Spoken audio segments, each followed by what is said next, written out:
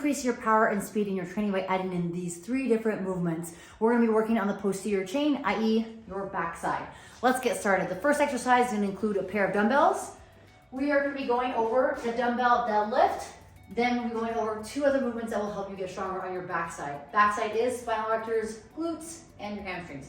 For the deadlift with the dumbbells, you're gonna have a more narrow stance, so feet are directly underneath your hip sockets. If I face you guys from a front position, I need to make sure that I am able to navigate around my legs, so my feet are underneath my hips, hands will be outside of my feet.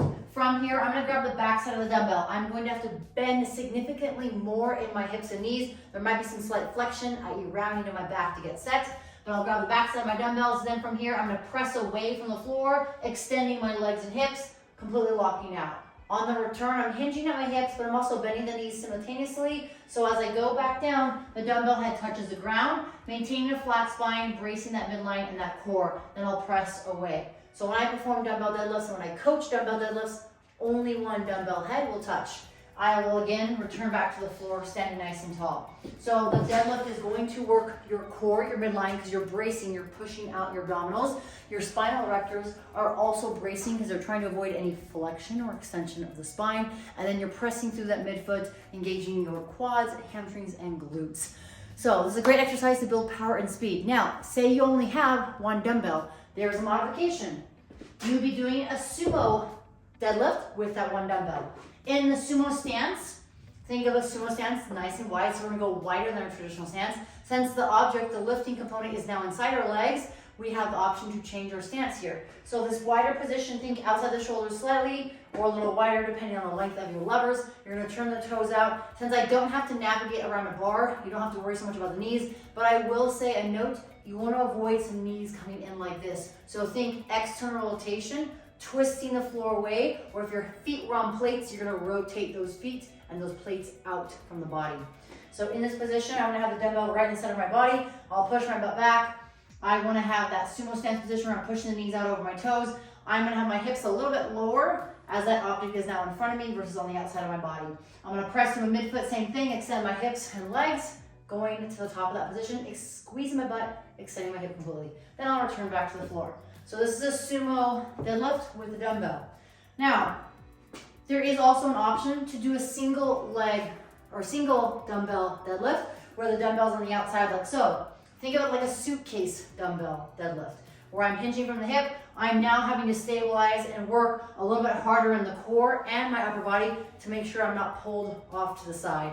So this is a great exercise to also include. So if you are a coach introducing this into an individual, start off light, recommend going lighter, then eventually getting heavier. If you're an individual learning to incorporate this into your routine, find a load that's challenging, start with maybe 8 to 10 reps, start a load that's nice and easy, not too challenging, with 8 to 10 reps on each arm, see how it feels, right, to work each position. This is almost kind of a unilateral work position where you're having that load in one side of your body. You're using both legs and arms, but there's a pull from that load on one side. So be intelligent and start with a lighter load. Lastly, third final movement, and before we get there, before I forget, Gaux is having their early Black Friday sale. So if you guys are looking for any trainer or shoe to incorporate into your routine, highly recommend it. The ballistic trainer is my favorite. These are my Lunar Rock ones. Clearly they've been worn a lot. I'm wearing the blue ones, but these are my favorite go-to training. They're flexible in toe box, yet supportive. So I deadlift, I squat, I run, I jump, I ruck, and everything. So that is my go-to shoe. If you want something more cushion for running, walking, or if you're introducing yourself to rucking more, highly recommend this shoe. It is designed specifically for additional load and support.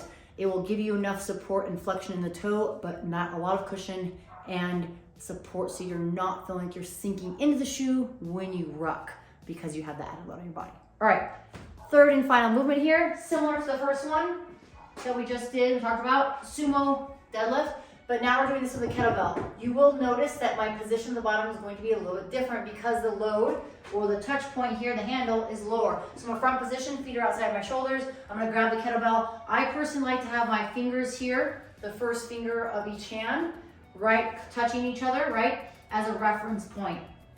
The more straight my arms are, the easier it's gonna be in terms of the load disbursement. So I'll grab the kettlebell, Notice again from the setup position, my hips are a little bit lower. Hips are almost to parallel here because I'm lower down, but I still wanna press that midfoot, extend, standing all the way up.